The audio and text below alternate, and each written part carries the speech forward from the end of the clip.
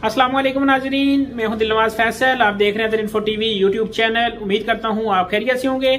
नाजरीन, एक breaking news, बड़ी खबर जो कि हज 2023 के करने के ख्वाहिशमंद जो अफराद है जिन्होंने एप्लीकेशनें जमा करवाई हुई है उनके लिए पाकिस्तान की जो वजारत है मजहबी अमूर, इन्होंने ऐलान किया है कि इस साल बगैर कुरानदाजी के जिन्होंने एप्लीकेशनें जमा कराई है तमाम अफराद हज कर सकेंगे।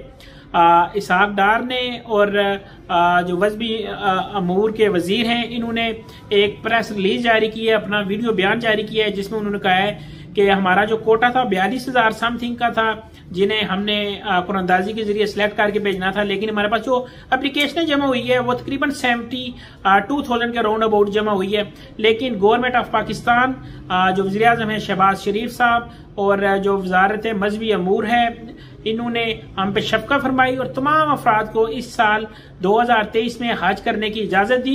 इसहाक डार का इस मौके पे कहना था, बेशक हमारे लिए यह मामलात करना मुश्किल है, लेकिन फिर भी हम स्टेट बैंक से और दीगर अदारों की मामलत से ये मुकम्मल करेंगे और जिन्होंने एप्लीकेशन जमा कराई है मुकम्मल अफराद इस साल हज कर सकेंगे। तो लिहाजा जो अफराद इस साल हज करने का इरादा रखते हैं उनको मेरी तरफ से बहुत बहुत ढेर मुबारकें कि बगैर कुरानदाजी के आपका नाम सिलेक्शन में आ गया है।